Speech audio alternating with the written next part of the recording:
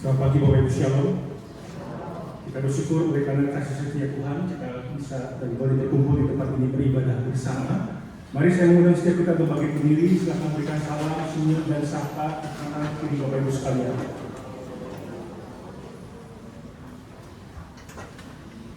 Mari kita mempersiapkan hati kita memasuki ibadah pada pagi hari ini. Sebab ibadah pada pagi hari ini dimulai di atas dasar sebuah pengakuan bahwasanya pertolongan kita datangnya dari Tuhan yang menciptakan langit dan bumi.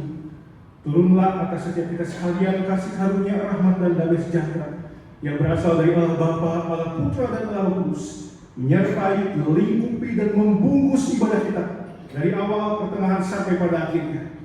Amin. Silakan duduk Bapak Ibu dan memanggil Tuhan.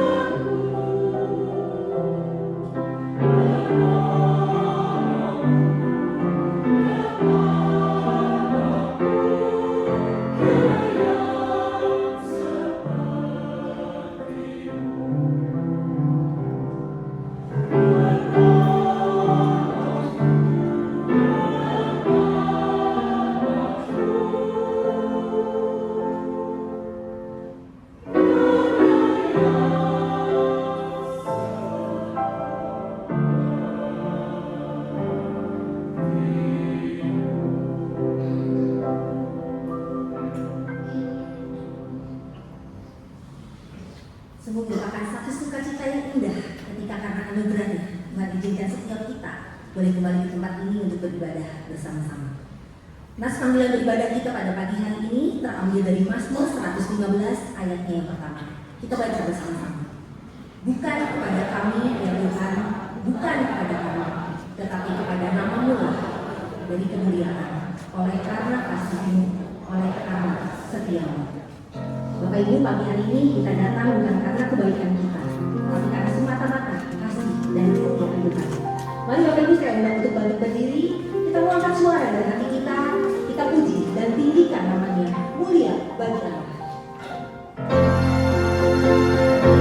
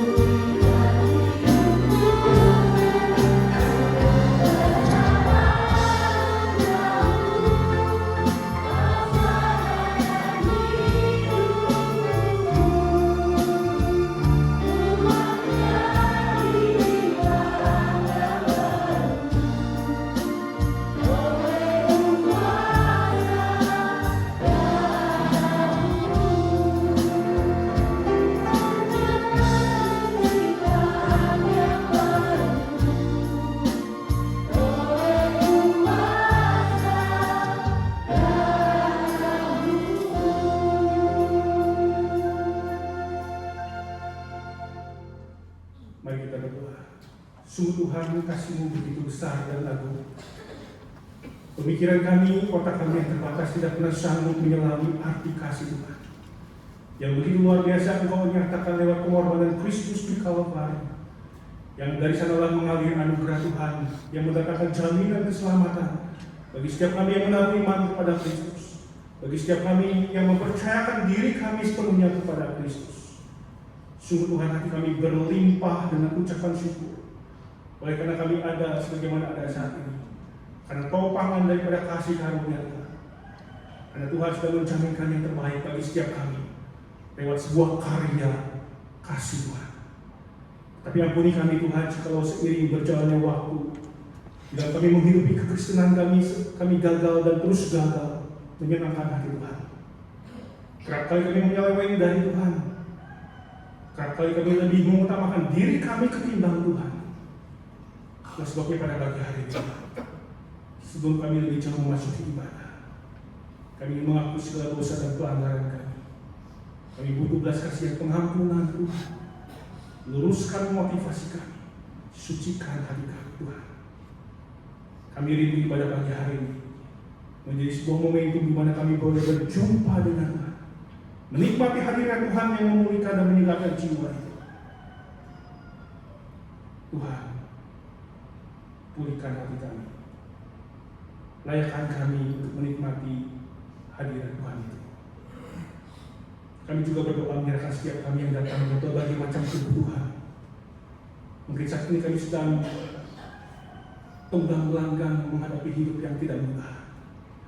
Mungkin kami mulai berputus asa menghadapi persoalan yang silih berganti menghantam diri kami. Mungkin kami merasa tidak tahan menghadapi semuanya itu. Pada pagi hari ini kami diingatkan bahwa kami punya Tuhan yang tidak hanya mengasihi kami, tetapi juga Tuhan yang dapat diandalkan dengan kuasa yang tidak terbatas. Ajari kami untuk mengandalkan Tuhan dan bersandar penuh kepada kuasa Tuhan itu, yang menyanggup kami boleh kuat menghadapi apapun yang sedang kami alami, yang memungkinkan kami boleh mengalami kemenangan tatkala kami harus menghadapi persoalan itu.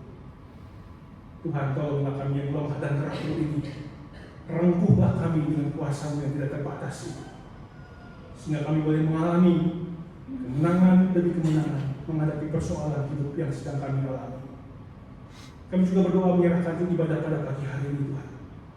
Kami percaya Tuhan hadir di tengah-tengah kami. Kiranya Roh Kudus yang terus menemukan dan melawat setiap kami, sehingga lewat firman, lewat doa, lewat pujian, lebih khusus lewat perjamuan kudus, kami terus diingatkan akan cinta Tuhan yang sungguh mengobarkan hati kami untuk lebih lagi mencintai Tuhan. Dan pujilah Bapa, kami berdoa berserah dan bersyukur di dalam nama Tuhan Yesus Kristus. Amin. Jemaat persilakan duduk.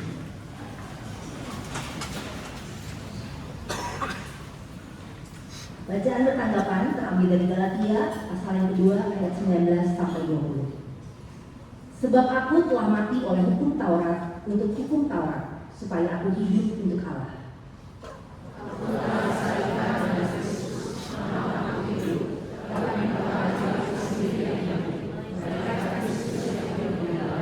Sama-sama.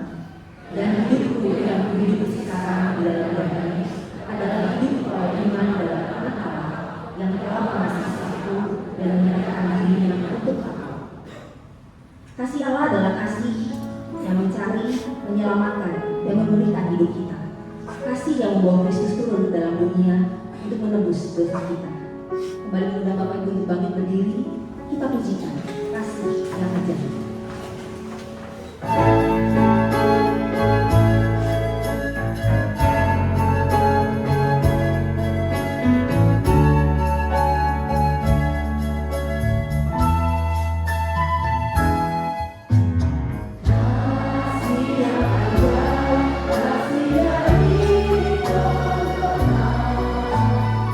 Kasih yang ajaib membawa ku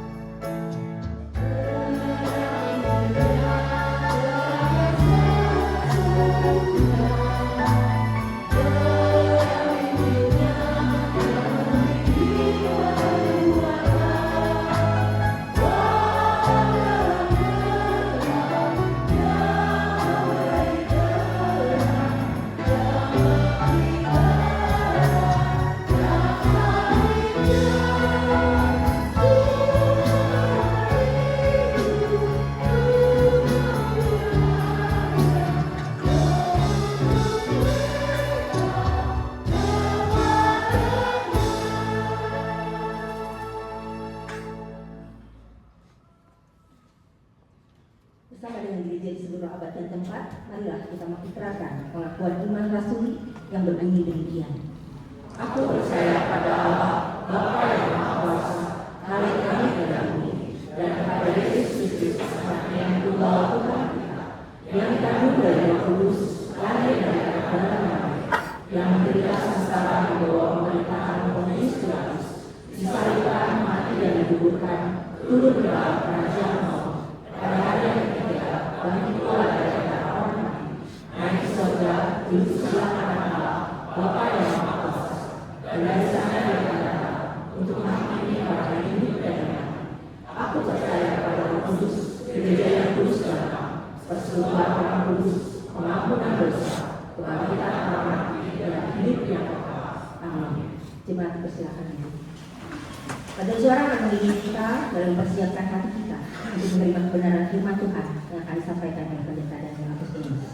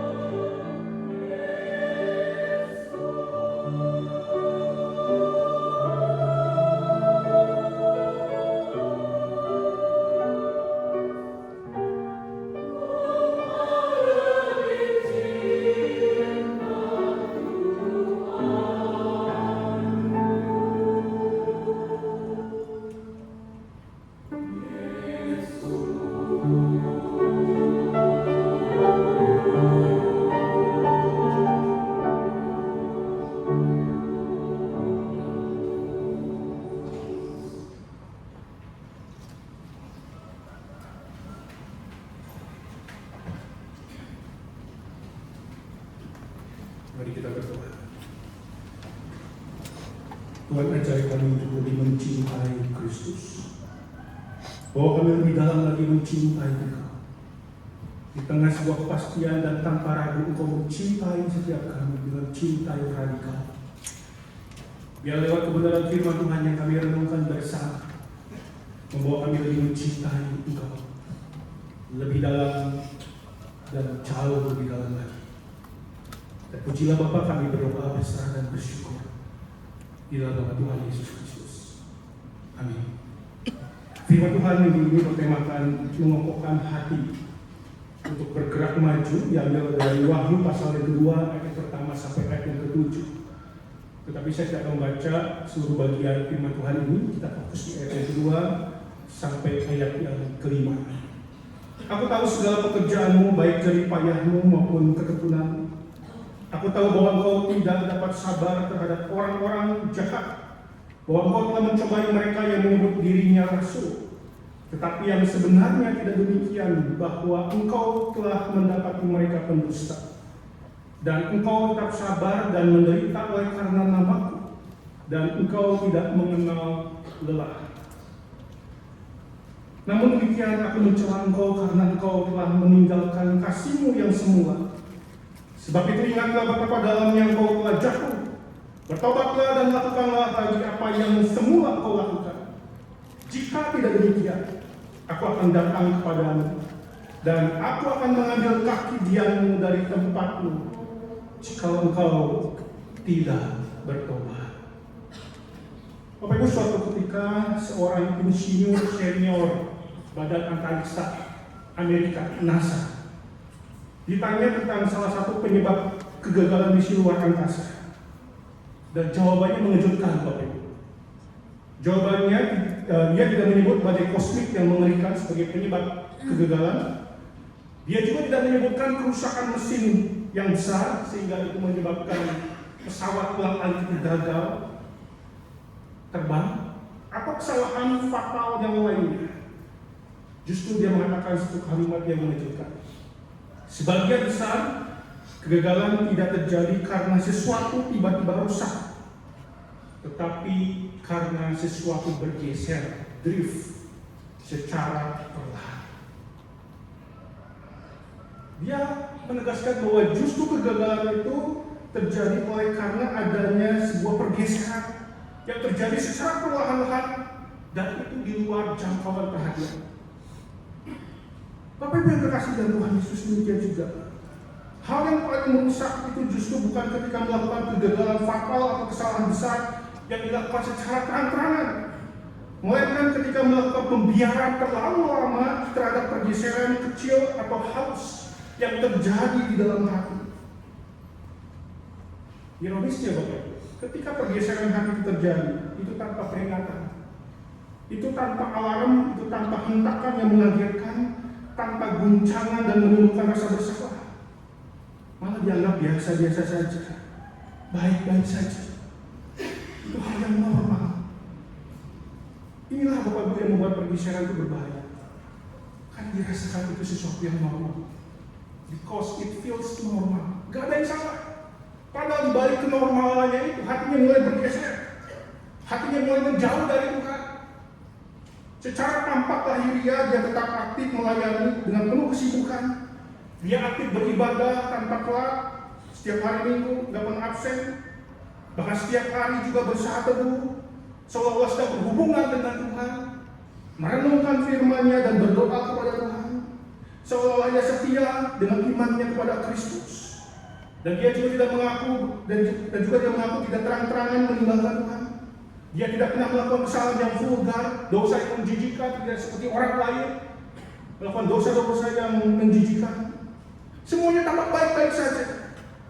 Tetapi di balik yang tampak baik-baik itu, Bapak Ibu, tanpa disadari hatinya mulai bergeser, melenceng ke arah yang salah, makin menjauh dari Tuhan. Pusat hidupnya mulai bergeser dan berselingkuh kepada yang lain selain Tuhan. Kondisi atau suhu hatinya mulai dingin dan kehilangan gairah kepada Tuhan. Sehingga aktivitas rohani yang dilakukan yang kelihatan wah dan biasa-biasa saja itu ternyata sudah merosot ke tingkat rutinitas. Ibadah dilakukan hanya sekedar jadwal, bukan didasarkan oleh karena adanya hati yang rindu kepada Tuhan. Tidak lagi didasarkan pada hati yang mencintai Tuhan. Ini adalah sebuah persoalan yang serius. Ini adalah sebuah masalah yang tidak bisa kita anggap sebagai hal yang normal. Justru masalah terbesar itu bukan kurangnya aktivitas rohani yang kita lakukan, melainkan hilangnya relasi yang hidup dengan Tuhan. Karena redupnya cinta kita kepadanya. Sekali lagi Bapak Ibu, ini adalah sebuah persoalan serius. Kita tidak bisa menormalisasikan keadaan hati yang demikian. Karena pada dasarnya Kristus tidak pernah suka dengan kondisi hati yang seperti itu. Sekalipun dari luar kelihatannya wah dan luar biasa, tapi di balik itu ada sebuah kebusukan yang sedang menggerogoti hatinya. Bapak Ibu, inilah ironi atau paradoks yang terjadi dengan jemaat di Efesus. Salah satu 7 jemaat Asia kecil yang menerima pesan khusus dari Kristus lewat Yohanes. Ingat Bapak Ibu, mereka bukan gereja yang malas dan pasif. Mereka juga bukan gereja yang sesat secara doktrin. Mereka juga bukan gereja yang kompromi dengan aliran-aliran sesat. Sebaliknya justru mereka adalah gereja yang faithful, gereja yang setia, sabar dalam menghadapi penderitaan karena imannya kepada Kristus.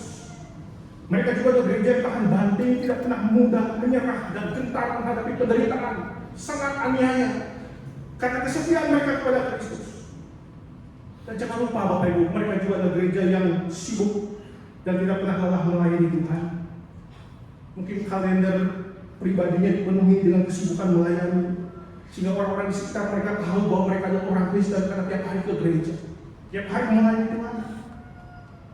Dan tidak hanya itu Bapak Ibu, ingat mereka adalah gereja yang ortodoks secara doktrin, gereja yang sangat ketat dengan doktrin yang benar.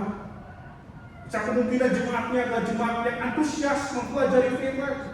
Mereka tidak suka dengan sesuatu yang dangkal, mereka suka yang dalam. Kalau Bapak Ibu masih ingat dengan jemaat Berea, kurang lebih mirip Bapak Ibu. Mereka suka mempelajari firman, ikut PA, ada pembinaan. Besar kemungkinan pendeta yang melayani di gereja tersebut adalah seorang pengkhotbah ekspositori yang sangat handal, menggali begitu dalam dengan poin-poin yang berbobot, hasil dari penggaliannya yang dalam, serta dengan penerapan yang jelas, kiat-kiat taktis yang sangat relevan. Setiap minggu mereka mendengar khotbah yang begitu dalam setiap hari, karena mereka suka dengan sebuah kedalaman, bukan hal yang dangkal. Dan tidak hanya itu, mereka adalah jemaat yang tidak kompromi dengan ajaran sesat, seperti yang Tuhan Yesus tunjukkan di dalam ayat yang berikutnya. Mereka tidak suka dan benci dengan ajaran Nikolas yang sesat itu. Mereka bukan jemaat yang bodoh, tapi jemaat yang pandai secara rohani. Mereka punya komitmen yang serius dengan Kristus, berjuang untuk menghidupi kehendak Tuhan. Seolah itu menjadi prinsip hidupnya yang tidak bisa ditolerir, yang tidak bisa direduksi, yang tidak bisa dikurangi kadarnya. Itulah jemaat Efesus. Namun ironisnya, di tengah ujian Yesus kepada mereka, maka Yesus melihat sesuatu yang jauh dari dalam hatinya. Maka Yesus melihat dengan sangat jelas ada apa di balik batinnya mereka. Ternyata hati mereka mengalami drift, mengalami sebuah pergeseran. Hatinya terhanyut dan mulai melenceng ke arah yang salah. Hatinya mulai menjauh dari first love, kasih mula kepada Kristus. Bapak Ibu, kita bisa saja memiliki pemahaman doktrin yang benar. Bisa saja kita aktif dalam pelayanan dan disiplin dalam rutinitas agama kita, kekristenan kita. Namun di balik itu yang terjadi adalah perlahan-lahan sebenarnya kita sedang menjauh dari intiman dengan Kristus. Dan itulah yang terjadi dengan jemaat di Efesus. Hati mereka tidak lagi sama seperti hati yang dulu ketika berjumpa pertama kali dengan Kristus. Mereka mulai kehilangan keintiman dengan Kristus. Dan Yesus mengatakan dengan terus terang kepada mereka, Namun demikian aku mencela engkau, karena engkau telah meninggalkan kasihmu yang semula. Ingat Bapak Ibu, ini bukan persoalan perasaan yang up and down dan bisa menipu kita. Ini bicara soal tentang realitas hati yang dilihat oleh Kristus yang ternyata di balik kesibukan mereka melayani, di balik rohani mereka yang kelihatannya wah, mereka kehilangan kasih mula-mula. Kasihnya yang seharusnya terus bertumbuh seiring waktu justru yang terjadi sebaliknya. Kasihnya mulai mengering, mulai menjadi dingin, mulai menjauh dari Kristus dan tidak lagi menghargai Kristus sebagai yang utama. Inti kata, mereka kehilangan apa yang paling penting dan serius dalam hatinya, yaitu kasih itu sendiri. Gimana sih? Seorang mereka punya segala-galanya, tapi justru di balik mereka punya segala-galanya, mereka kehilangan yang paling penting di dalam hati mereka, yaitu kasih.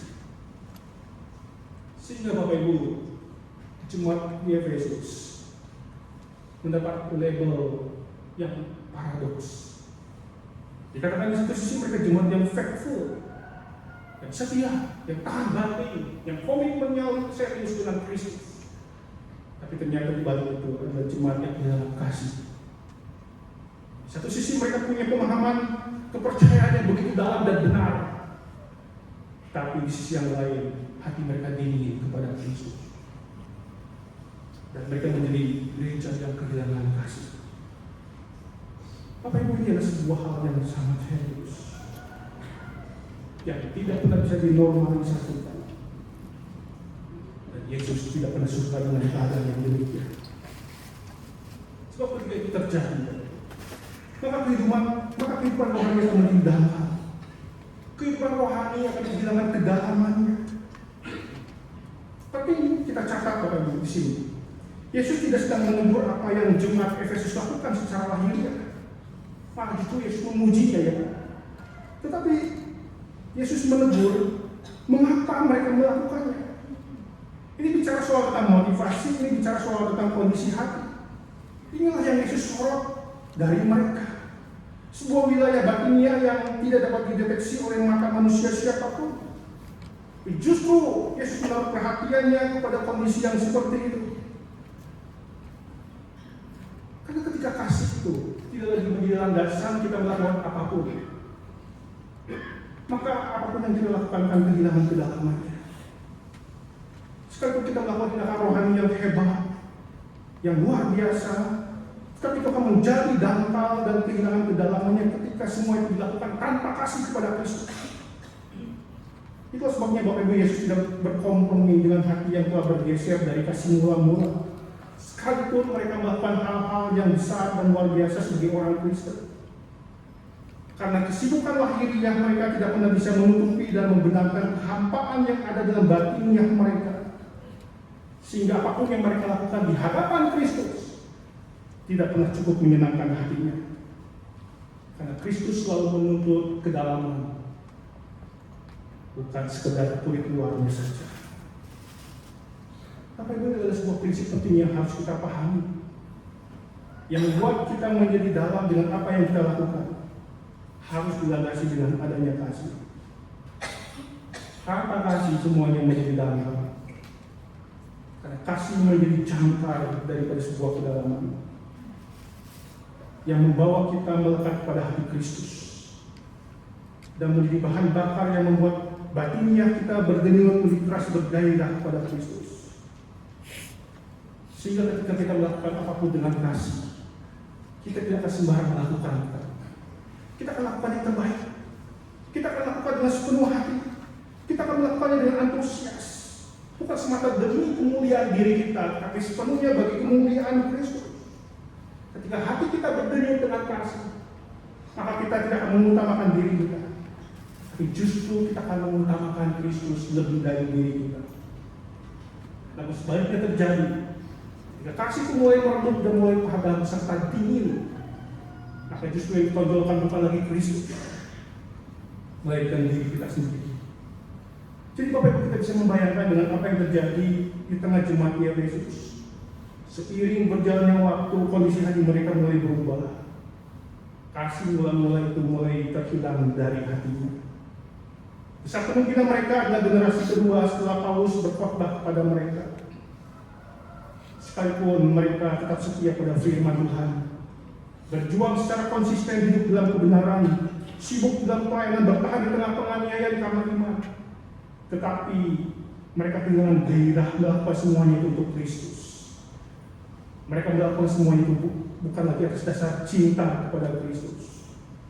Tidak ada lagi semangat yang menggebu-gebu seperti yang dulu mereka lakukan.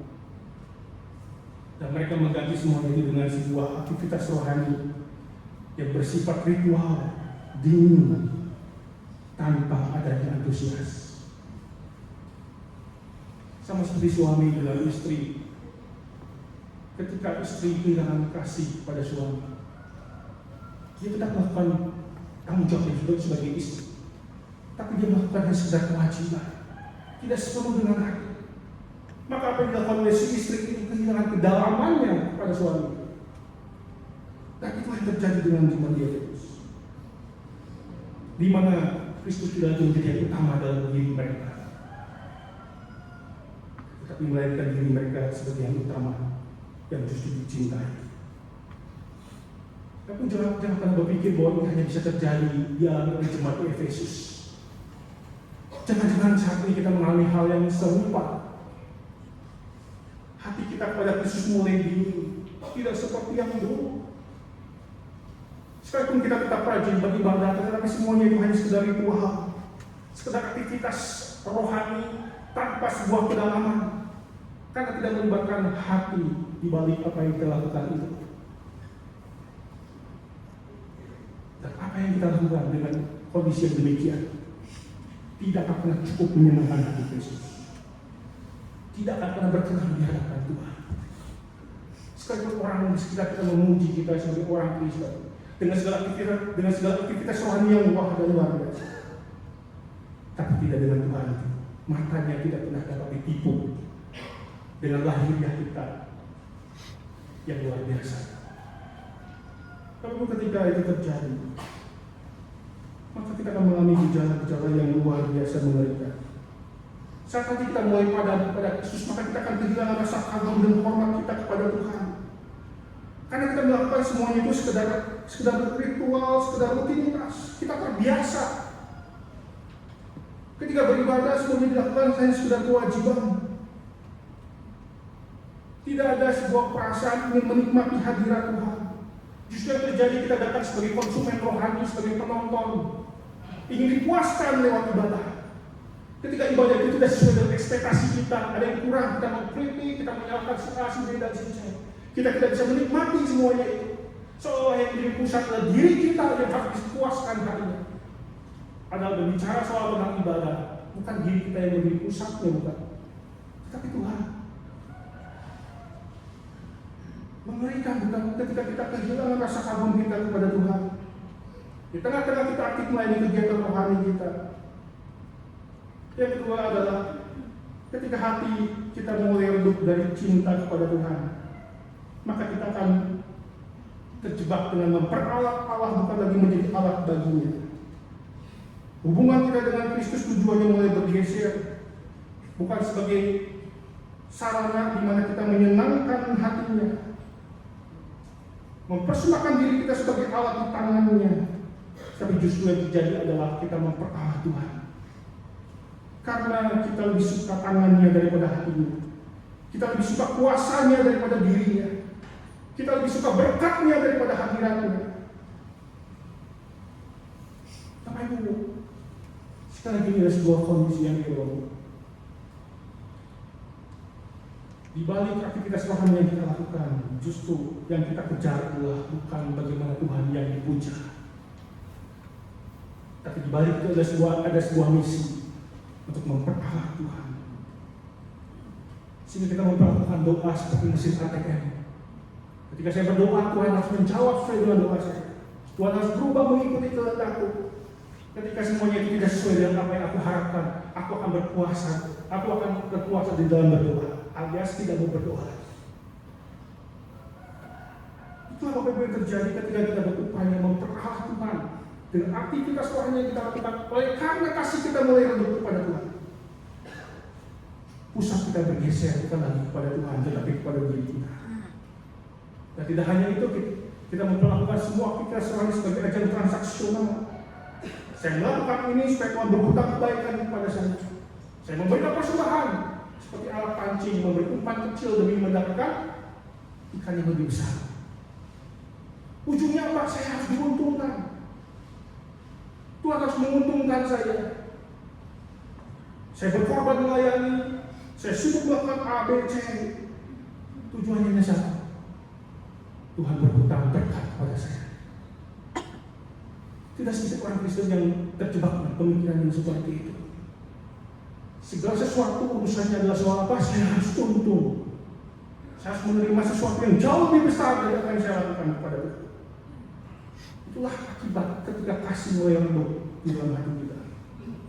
Dan tidak hanya itu, yang ketiga, komitmen menjadi parsial dan penuh dengan perhitungan. Kita menjadi orang yang hitung-hitungan dan hitungan. Komitmen kita dibatasi, si jauh itu menguntungkan saya. Saya akan memberikan komitmen lebih besar dari sebelumnya. Tapi kalau itu tidak mendatangkan keuntungan bagi diri saya, sorry Tuhan, aku gak mau berkorban. Yesus berkorban bagi saya itu luar biasa. Dia itu menjadi Yesus saja yang berkorban bagi saya. Tapi kalau saya tidak mau, komitmen itu dibatasi. Tidak heran Bapak Ibu, tidak sedikit orang Kristen yang tidak mau terlibat dalam pelayanan. Mengapa? Karena pelayanan harus berkorban. Banyak hal yang harus dikorbankan. Tapi kalau itu terjadi, berarti dia mengalami kerugian. Maka tidak heran jika diajak melayani hanya orang tertentu saja yang mau dan berkomitmen. Tapi sebagian besar, sorry Tuhan, aku gak mau. Karena bagi dia yang utama adalah sebuah kenyamanan dan keuntungan buat dirinya. Itulah terjadi ketika kasih mulai redup di dalam hati. Dan yang terakhir adalah jatuh ke dalam pencitraan Tuhan. Aktivitas Tuhan yang dilakukan hanya sekedar pencitraan. Untuk menunjukkan saya hebat, saya luar biasa. Dan dia tidak pernah peduli dengan bagian interior dalam hatinya. Mungkin dia sedang melukai Tuhan. Mungkin dia sedang menyeleweng dari Tuhan, tidak peduli. Yang penting saya melakukan aktivitas rohani, melayani, beribadah dan sebagainya, hanya untuk menunjukkan bahwa saya orang Kristen yang hebat. Saya orang Kristen yang luar biasa. Tidak lebih daripada itu. Apa itu yang terjadi sekali lagi? Ketika hati mulai redup dari kasih kepada Tuhan. Itu sebabnya Bapak Ibu, sebelum kita lebih jauh melangkah memasuki tahun yang baru ini, setiap kita diajak untuk mereview, mendiagnosa hati kita di hadapan Kristus. Biarlah hari ini menjadi pit stop. Ada pit stop. Di dalam formula itu ada namanya pit stop. Jadi mobil itu berhenti dalam hitungan 1,80 detik, 4 ban bisa diganti, perbaikan darurat terjadi, penyetraan mekanis dan lain sebagainya terjadi. Bayangkan Bapak di dalam waktu 1,8 detik itu rekor, semuanya bisa dikerjakan. Dan itu menjadi sebuah momentum penting di tempat pemberhentian itu, sehingga mobil itu bisa melaju dengan kencang meneruskan perlombaannya. Hari ini menjadi pit stop bagi kita, untuk kita berhenti sebelum kita melanjutkan besok dan menelusuri tahun yang baru di tahun 2026. Mari kita lihat diri kita, lihat hati kita secara jujur. Apakah kasih mula kepada Kristus sudah mulai luntur dan dingin, sehingga kita mengalami gejala-gejala yang tadi saya sebutkan. Atau jangan-jangan gairah kita kepada Kristus mulai padam, sehingga kehidupan rohani yang kita jalani hanya sekedar ritualitas dan rutinitas. Sehingga tidak heran fokus kita mulai beralih kepada diri kita dan bukan lagi kepada Tuhan.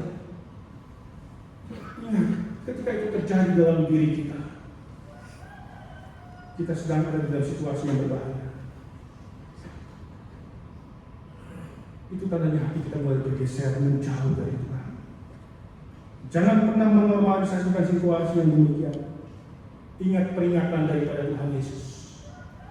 Dia berkata bahwa aku akan mengambil kaki dianmu dari tempatnya jika engkau tidak bertobat. Engkau akan kehilangan kesaksian hidupmu sebagai orang percaya. Itu sebabnya Bapak Ibu, di balik teguran Tuhan Yesus kepada jemaat di Efesus, di balik itu kasih Tuhan yang begitu besar kepada mereka, agar mereka pulih kembali dari hati mereka yang mulai bergeser itu, mulai menjauh dari Kristus. Kristus rindu mereka mengalami pemulihan. Kemudian dia katakan, sebab itu ingatlah betapa dalamnya engkau telah jatuh. Bertobatlah dan lakukanlah lagi apa yang semula kau lakukan. Jika tidak demikian, aku akan datang kepadamu dan aku akan mengambil kaki dianmu dari tempatnya jika engkau tidak bertobat. Yesus memberikan langkah praktis bagaimana kita mengalami pemulihan hati kita yang mulai bergeser dari kasih mula-mula.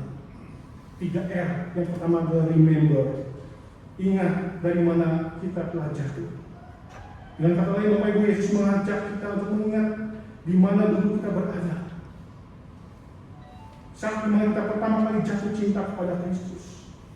Mari kita ingat dengan semuanya itu. Saat kita berjumpa dengan Kristus, kita bisa menikmati sebuah hati yang dipenuhi dengan sukacita, hati yang dipenuhi dengan gairah kepada Kristus. Saat kita meresponi berita Injil, sapaan anugerah Tuhan yang memberikan jaminan hari esok yang sempurna bagi kita. Bukankah Bapak Ibu itu adalah sebuah momentum yang indah? Saat kita pertama kali jatuh cinta dengan Tuhan Yesus. Mungkin itu di dalam momentum kita ikut KKR, atau kita meresponi berita Tuhan, berita kabar baik itu. Lalu kita membuka hati kita untuk percaya kepada Kristus sebagai Tuhan dan Juru Selamat. Mungkin itu lewat seorang saudara, orang terdekat dengan kita, atau seorang hamba Tuhan yang memberitakan Injil kepada kita. Lalu kita meresponinya dengan iman. Dan itu adalah saat yang sangat indah buat setiap kita. Jangan pernah melupakan semuanya itu. Remember, ingatlah ketika kau pertama kali jatuh cinta kepada Tuhan Yesus. Kalau saya ingat, dulu ketika saya jatuh cinta pertama kali kepada Tuhan Yesus, itu ketika saya SMA. Dan jujur Bapak Ibu, saya merasakan sukacita yang luar biasa. Setiap hari saya tuh baca di surat kabar pikiran rakyat, berita-berita soal apa? Soal tentang KKR. Saya lihat gereja mana yang mengadakan KKR, saya pergi Bapak Ibu. Sampai ke sebuah KKR yang sangat ekstrim, terjadi di sana pembunuhan, jatuh dan sebagainya. Saya ikut Bapak Ibu. Sampai ke gereja yang menerangkan soal doktrin yang sangat dalam, saya ikut. Saking hausnya saya rindu dengan Tuhan. Biasanya kalau pulang sekolah, saya sekolah di Jalan Bengawan, Santa Maria. Pulang sekolah, saya sering diajak sama teman-teman, tapi main ke mall, saya nggak mau. Bukan saya tuker Bapak Ibu, nggak suka. Saya pergi ke mana? Ke Radio Maestro. Di sana ada perpustakaan, ada persewaan kaset khotbah. Tiap hari saya sewa. Begitu hausnya. Demikian juga saya sering perginya ke Kalam Kudus, toko buku Kalam Kudus. Masih ingat? PK Hidup di Jalan Naripan. Saya sering ke sana, beli buku, baca Quran. Itu pertama kali saya jatuh cinta dengan Tuhan. Ada sebuah kerinduan yang begitu dalam dengan Tuhan. Maka saya terlibat pelayanan di gereja, ikut pelayanan sekolah minggu. Padahal saya orang yang kikuk di depan banyak orang Bapak. Sampai sekarang juga saya masih kikuk. Tapi entah kenapa kok bisa saya belajar sekolah minggu, ngajar di depan anak-anak sambil ada dekorasi lagi. Tapi orang yang hatinya dipenuhi dengan cinta kepada Tuhan. Ada sebuah kerinduan untuk memberikan yang terbaik bagi Tuhan. Mari Bapak Ibu kita ingat-ingat kembali situasi yang indah seperti itu. Jangan pernah lupakan. Dan ketika kita mengingat semuanya itu, akan memunculkan sebuah kerinduan dalam hati kita. Saya ingin menikmati perasaan yang sama seperti dulu. Saya ingin menikmati kondisi hati yang sama seperti dahulu ketika saya pertama kali jatuh cinta kepada Tuhan. Indah rasanya. Dan itu menyadarkan kita, oh ternyata dulu saya pernah sedekat itu dengan Tuhan. Mungkin sekarang mulai menjauh dari Tuhan dan saya ingin kembali lagi menikmati kedekatan ini. Saya ingin belajar lagi mencintai Tuhan lebih dari sebelumnya. Remember, jangan melupakan semuanya itu. Dan yang kedua adalah repent, bertobatlah. Sadarilah bahwa ketika hatimu bergeser dari kasih mula-mula itu adalah persoalan yang serius. Kau harus bertobat, kau harus datang kembali kepada Kristus, meminta belas kasihannya, meminta pengampunannya. Kau butuh pengampunan dari Tuhan. Jangan kau anggap itu biasa. Kau harus bertobat. Balik arah. Jangan makin hari makin menjauh dari hati Tuhan. Demikian juga Bapak Ibu, ini adalah sebuah langkah praktis yang bisa kita lakukan. Setelah kita mengingat akan cinta kita pertama kali kepada Kristus, kita bertobat dari kondisi kita saat ini yang mulai menjauh dari Kristus. Dan yang ketiga adalah return, Kembalilah kepada Kristus. Kembalilah kepada Dia dengan cinta yang mula-mula itu. Mari kita lakukan kembali apa yang pernah kita lakukan dulu ketika kita sedang dekat-dekatnya dengan Kristus. Mungkin kita masih ingat dulu sering memuji satu lagu. Ketika kita memuji lagu itu merasa kita dekat dengan Kristus. Lakukan itu kembali saat ini. Jujur, ketika saya menyanyikan lagu saat pagi hariku datang lagi, ku sembahkan Allah Mahaku. Ketika saya menyanyikan lagu itu, saya selalu teringat dengan apa yang terjadi dengan hati saya dengan Kristus. Saya merasakan kedekatan dengan Kristus. Terus waktu pagi tadi, sebelum saya kesini naik motor, saya nyanyi lagu itu. Lakukan hal yang dulu pernah kita lakukan, yang membawa kita lebih dekat dengan Kristus. Dan yang bisa membagikan gairah cinta lagi kepada Kristus adalah mari kita mengkondisikan, mereview sebelum kita melakukan aktivitas rohani. Apakah yang aku lakukan ini adalah karena dasar cinta kepada Tuhan atau bukan? Sebelum kita datang beribadah pagi hari ini, mari kita melihat hati kita, review hati kita. Tuhan, aku ingin datang kepadamu karena aku cinta kepadamu, bukan karena yang lain. Jadi kita harus terus mengevaluasi motivasi kita sebelum kita melakukan apapun. Pastikan bahwa semuanya itu dilakukan oleh karena cinta kita kepada Tuhan, bukan lagi kepada yang lain.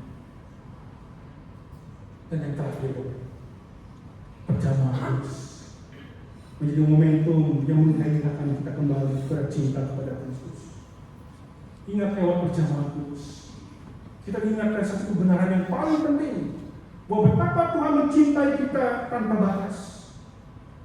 Dan cinta Tuhan bukan cinta yang kecil, bukan cinta yang biasa, tapi cinta yang besar, cinta yang diungkapkan dengan cara yang besar, lewat pengorbanan Kristus di Kalvari. Itulah demonstrasi teragung, tertinggi dari cinta ilahi, lewat Kristus mati buat setiap kita.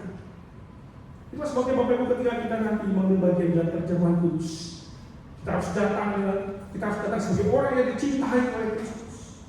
Mungkin orang lain gagal mencintai kita, mungkin orang lain mengkhianati kita, sekalipun mereka adalah orang terdekat dengan kita, tetapi Tuhan tidak pernah gagal dengan cintanya kepada kita. Gairah Tuhan tetap sama kepada kita, gairah yang penuh cinta kepada kita. Dan Tuhan sudah mengungkapkannya dengan cara yang paling konkret lewat kematiannya di kayu salib. Tapi yang kedua, jangan lupa, perjamuan kudus memanggil kita untuk mencintai Kristus. Kita yang telah dicintai harus mencintai Kristus dengan gairah yang sama. Dan cinta kita kepada Kristus selalu terlambat, katanya. Seperti yang dikatakan oleh Santo Agustinus atau Bapak Gereja Agustinus dalam punya convention. Dia mengatakan sero te amawi dalam bahasa Latin, yang artinya apa? Terlambat aku mencintaimu. Aku mencintaimu karena engkau selalu mencintaiku. Aku tidak pernah bisa menjadi pihak yang berinisiatif mencintai Tuhan. Tapi Tuhan yang selalu berinisiatif mencintaiku, sehingga itulah sebabnya aku bisa mencintai Tuhan. Karena kita harus akui cinta kita kepada Tuhan selalu terlambat.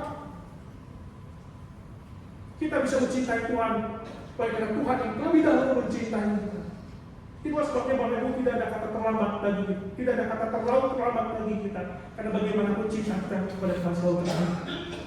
Tetapi walaupun kita bisa mencintai Tuhan dan keterlambatan kita, itu adalah anugerah Tuhan. Itu adalah kasih karunia Tuhan. Mungkin kita mulai menurut cintanya kepada Kristus. Mungkin kita berpikir Tuhan, aku sudah terlambat mencintaimu Tuhan kembali. Tapi ingat Bapak Ibu, di dalam keterlambatan itu ada anugerah Tuhan, di mana kita bisa mencintainya. Yang terpenting bukan soal tentang kecepatan kita mencintai, tapi kesegeraan kita untuk kembali lagi mencintai Kristus. Zaman kudus lewat roti dan anggur dan mengingatkan kita betapa dalamnya cinta Tuhan kepada kita, dan betapa seriusnya Tuhan memanggil kita untuk mencintai Tuhan. Biarlah lewat roti dan anggur kita terus ingatkan akan semuanya itu, membawa kita lebih dalam lagi mencintai Kristus, di mana Kristus sudah mencintai kita. Amin. Mari kita berdoa. Kami bersyukur Tuhan untuk firman yang boleh mengingatkan kami. Betapa berbahayanya ketika hati kami mulai bergeser dari kasih yang mula-mula. Cinta kami mulai redup kepada Tuhan, diganti dengan aktivitas rohani yang dilakukan sekedar rutinitas dan rutinitas. Oleh sebabnya Tuhan, pada pagi hari ini kami datang membawa hati kami, memohon Roh Kudus membakar hati kami dengan cinta yang mula-mula, dengan cinta sebagaimana cinta Kristus pada setiap kami, sehingga dengan cinta yang lebih lagi kepada Kristus, kami mau serius menjalani kehidupan kekristenan kami, memberi diri kami dan mengutamakan Tuhan sebagai yang utama dalam hidup kami. Jika sudah kami memasuki perjamuan kudus, biarlah menjadi momentum bagi kami untuk menghanyutkan kami jauh lebih dalam lagi mencintai Kristus. Di tengah sebuah fakta rohani yang tidak bisa kami lupakan akan cinta Tuhan kepada kami yang luar biasa. Kami berdoa besar dan bersyukur di dalam nama Tuhan Yesus. Amin.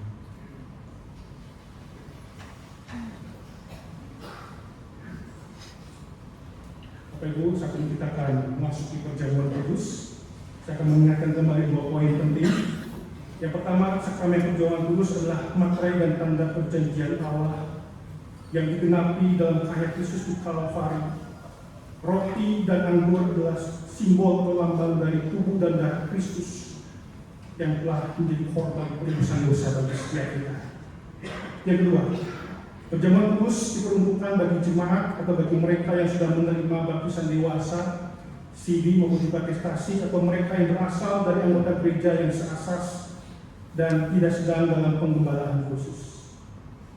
Mari Bapak Ibu kita menenangkan diri, kita mempersiapkan hati kita mengambil bagian di dalam perjamuan kudus.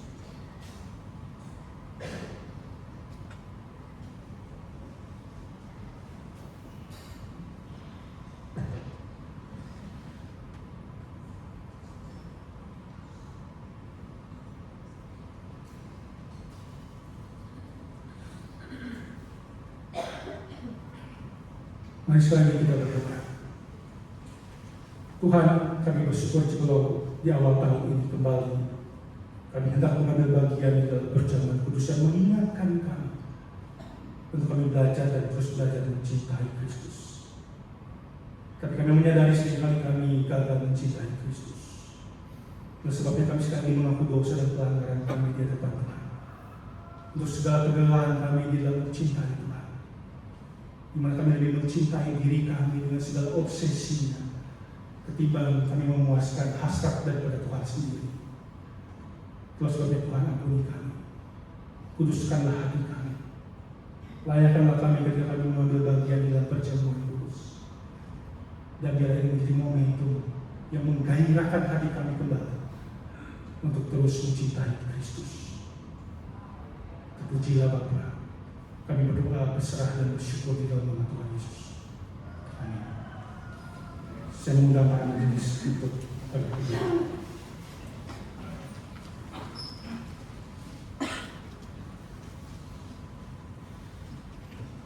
Pada malam sebelum Tuhan Yesus diserahkan, Tuhan Yesus mengadakan perjamuan bersama dengan para murid. Lalu dia mengambil roti dan mengangkatnya, bersyukur serta memecah-mecahkannya dan berkata, "Inilah tubuhku yang diserahkan dan dipecah-pecahkan bagimu. Ambillah dan terimalah untuk menjadi peringatan akan aku."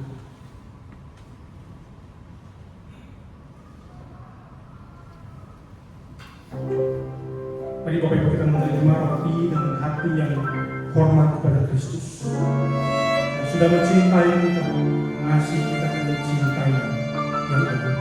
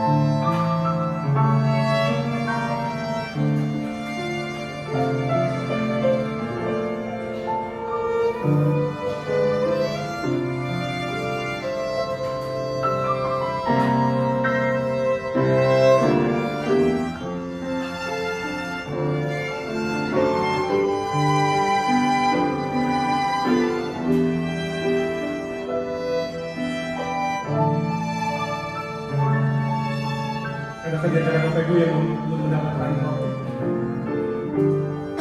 Sesuai ini.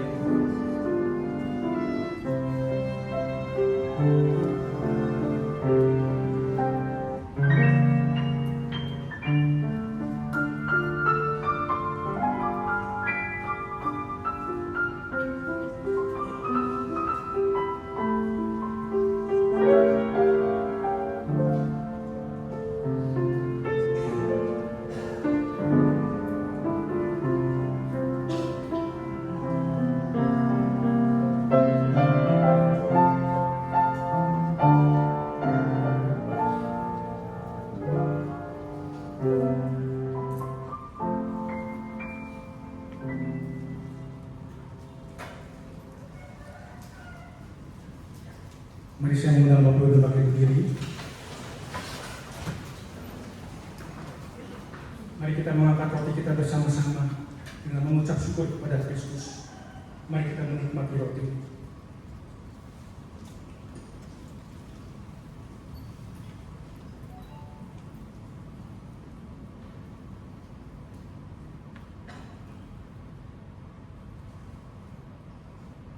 Amin. Silakan duduk kembali Bapak Ibu.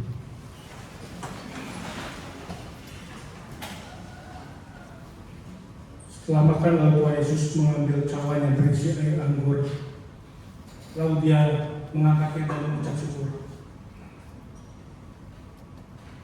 Inilah darahku, darah perjanjian, yang ditumpahkan untuk pengampunan dosa. Ambillah dan terimalah untuk menjadi peringatan akan aku.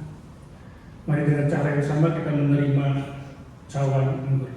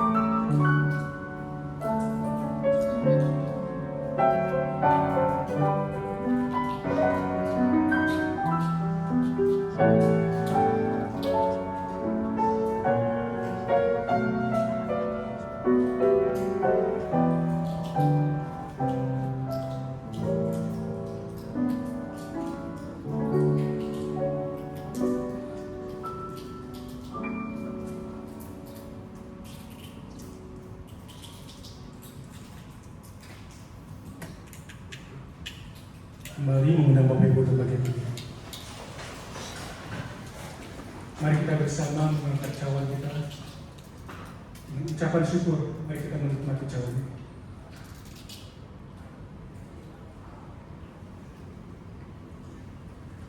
Mari kita berdoa.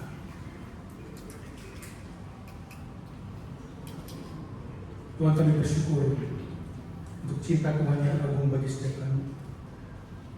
Cinta yang menyelamatkan kami, cinta yang menebus kami, cinta yang terus tidak pernah lelah mencintai kami, apapun keadaan kami saat ini. Kalau kami seringkali mengecewakan Tuhan, seringkali kami tidak setia kepada Tuhan, Tuhan tetap mencintai kami. Oleh sebabnya lewat perjamuan kudus, tidak hanya sekedar kami diingatkan akan cinta Tuhan. Pagi hari ini kami punya komitmen yang sama, belajar mencintai Kristus lebih dalam lagi, membawa hati kami kepada Kristus, dan menjadikan diri kami sebagai alat di tangan Tuhan, untuk membawa kabar baik kepada orang-orang di sekitar kami akan cinta Tuhan, sehingga mereka pun juga bisa menikmati cinta Tuhan seperti kami menikmatinya. Oleh sebabnya Tuhan, kuduskanlah hati kami, pakailah kami untuk menjadi alat di tangan Tuhan yang menyenangkan hati Kristus. Terpujilah Bapa di surga. Kami berdoa, berserah dan bersyukur di dalam nama Tuhan Yesus Kristus. Amin. Silakan duduk kembali, Bapak Ibu.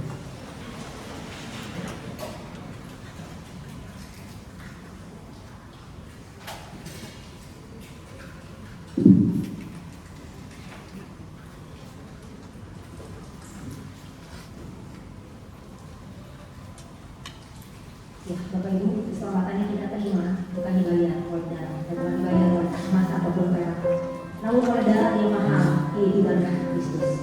Oleh karena itu, biarlah setiap kita memiliki kerinduan untuk hidup seperti yang Tuhan inginkan. Kita akan memberikan persembahan dengan menaikkan pujian seperti yang kau menginginkan. Untuk para petugas saya persilakan.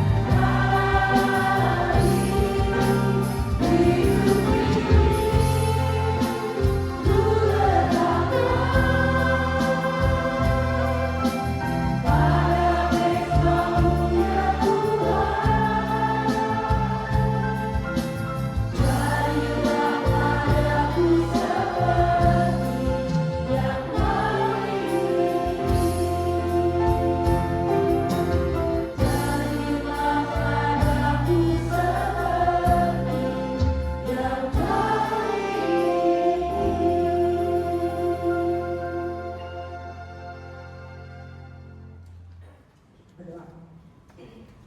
Bapa di dalam surga, sungguh hati kami saat ini limpah dengan ucapan syukur. Kalau kami boleh mengingat akan betapa besarnya kasih Allah pada setiap kami. Kasih yang membawa Kristus turun ke dalam dunia, mati di atas kayu salib untuk menebus dosa kami. Kami sungguh sangat bersyukur dan berterima kasih. Dan jika pada pagi hari ini Tuhan, kami diberi kesempatan untuk memberikan persembahan yang sesungguhnya berkat itu berasal daripada-Mu Tuhan. Kami mohon Tuhan sucikan, Tuhan kuduskan, dan Tuhan pakai untuk pekerjaan Tuhan. Terlebih daripada itu Tuhan, ajar setiap kami untuk dapat mempersembahkan hidup kami sebagai persembahan yang hidup, yang kudus, dan yang berkenan di hadapan Tuhan. Terima kasih Tuhan Yesus, kami bersyukur dan kami berdoa di dalam nama Tuhan Yesus. Amin. Terima kasih hadir. Saya akan membacakan beberapa informasi penting di minggu ini, namun sebelum ini izinkan saya untuk menyambut apakah ada di antara Bapak Ibu yang baru pertama kali hadir beribadah di pagi hari ini. Boleh acungkan tangan jika ada. Belum ada ya. Biarlah ini menjadi doa dan komitmen setiap kita untuk boleh membawa jiwa-jiwa baru beribadah di tempat ini bersama-sama dengan kita ya. Untuk informasi yang pertama, mengundang oleh Bapak Ibu untuk hadir di bagian minggu depan, Minggu tanggal 18 Januari pukul 6 pagi dengan tema In Christ New Identity for a New Direction. Kemudian yang berikutnya adalah video dari kebaktian doa.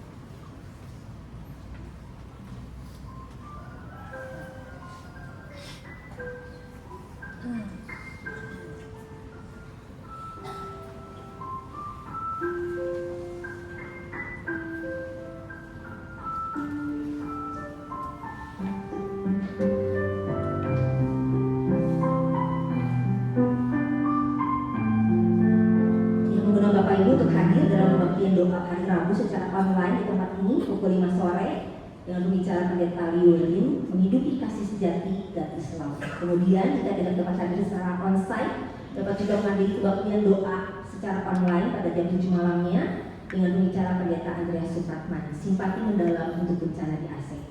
Kemudian juga kelas katekisasi akan dimulai pada hari Minggu tanggal 1 Februari 2026. Bapak Ibu yang hendak mengikuti kelas katekisasi baptis, siji dan atestasi dapat mendaftarkan diri melalui Gardu Jati Care Center atau Ibu Yeni selama bulan Januari ini. Kemudian juga dari Si Wanita Deborah akan mengadakan persekutuan pada hari Kamis 15 Januari pukul 10 di Gardu Jati dengan tema tekad yang baru pembicara pendeta Yohanes Marsono. Kemudian dari Si Usinda Kuning Bandung juga akan mengadakan persekutuan pada hari Sabtu 17 Januari pukul 9 pagi di Gardu Jati dengan tema Hidup Panjang adalah Anugerah Tuhan dengan pembicara pendeta Immanuel. Kemudian juga dari Komisi Pria ini ada Men's Gathering ya. Pada hari Jumat tanggal 23 Januari pukul 18 dengan pembicara para tua diri Teja Kumara, Mani S. Niron untuk para bapak-bapak dan para pria diundang untuk bergabung bersama. Kemudian dari Sport Ministry juga akan kembali mengadakan Fun Walk pada tanggal 24 Januari pukul 6.30 kita kumpul di GSG di KBP. Informasi dan pendaftaran dapat menghubungi Gardu Jati Care Center.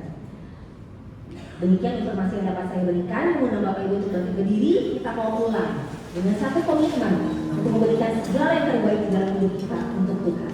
Kuberikan hatiku.